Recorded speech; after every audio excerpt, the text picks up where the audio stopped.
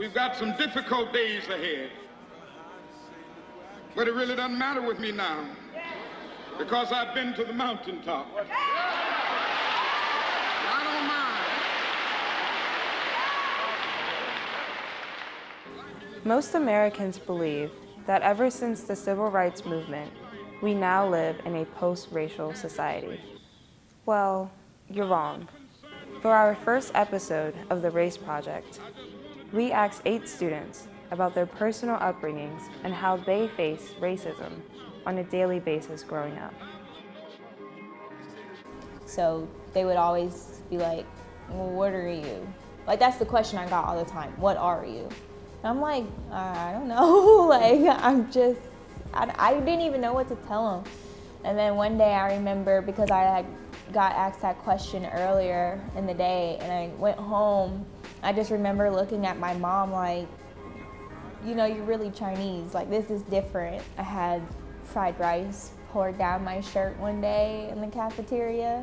This dude, he thought it was funny. You know, we were having like General Tso's or fried rice or something like that for lunch. And he came up to me and just like poured the fried rice down my back, and I was just so irritated. Like, people would say I eat cat, dog, rats, all that stuff.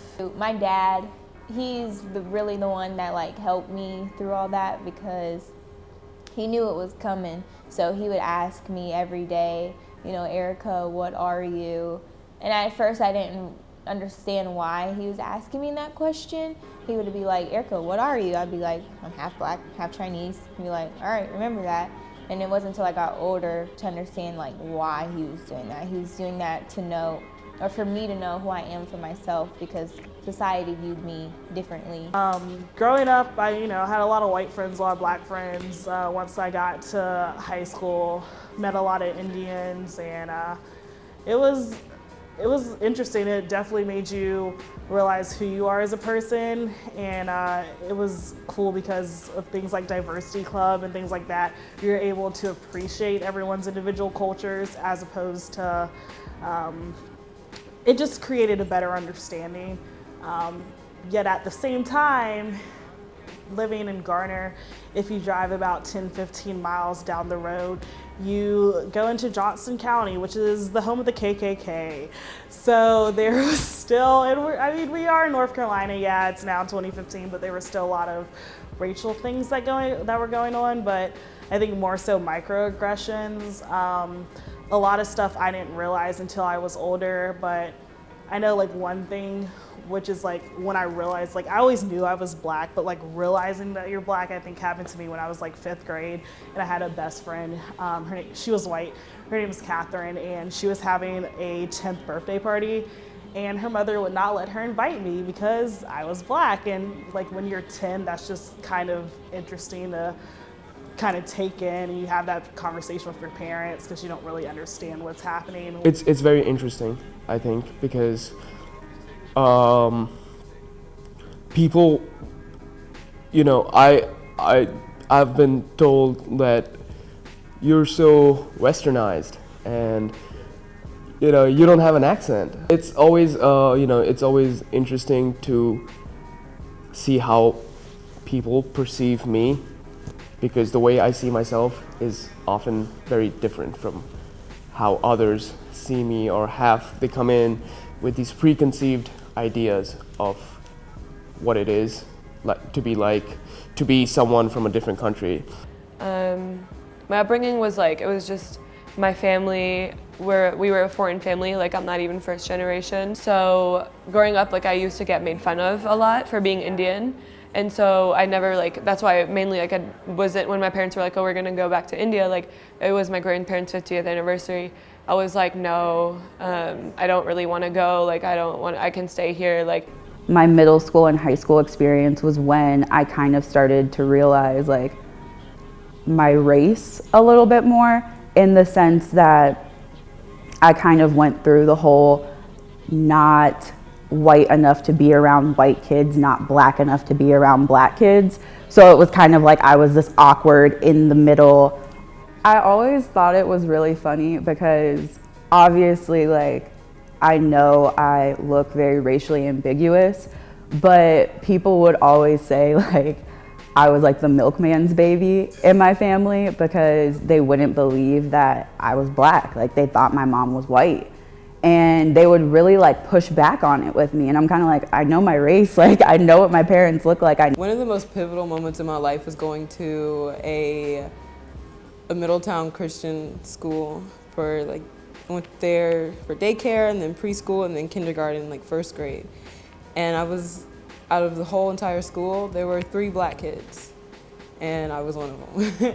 And that was one of the most pivotal moments in my life because you had to try to find a place to fit in. And that was really hard because you really didn't. And no one took the time to understand you. Rather, they tried to shape you into who they were.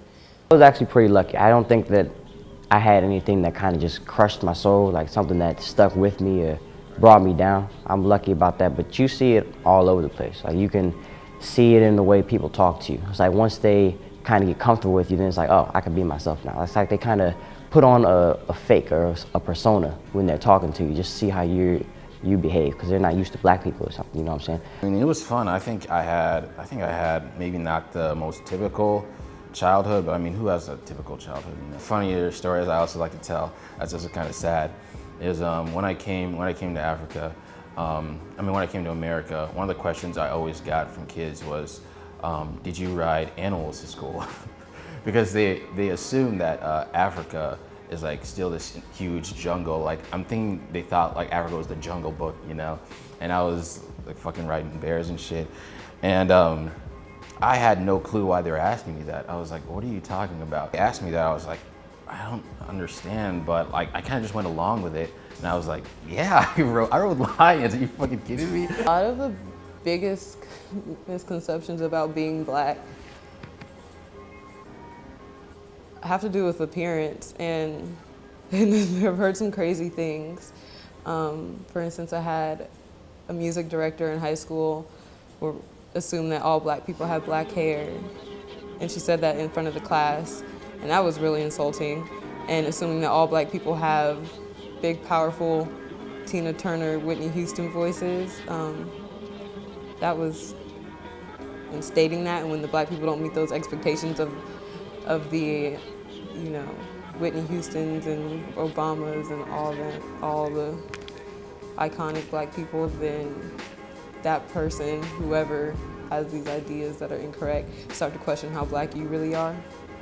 I got teased so much for my big lips in my younger years, surrounded by all my white peers in school, about having big lips, that I remember walking around like trying to kind of hold them in a little bit more so they wouldn't be as big. People automatically just have like an ingrained way of thinking about you as a person solely based on your color. So I'd be one of the few like black people, if not the only black person in my class throughout like middle school and high school and things like that. So even from people within my own race, like I was often called like an Oreo, just because they say I acted white, which I hate that because there's, in my opinion, like just because I don't talk the same way as you does not make you any blacker than me or whatever. I feel like there's a lot of stereotypes in the world. From one, the media. Media is a big influencer on how we perceive things. Think black people are all loud and just crazy acting. No, sometimes we can be. We might project ourselves like louder than others, but that doesn't mean all black people are like that. I know a lot of black people who are shy. So and going on like other colored people like Hispanics, not that they all pile into one car. Not all Muslims are terrorists. We're just humans.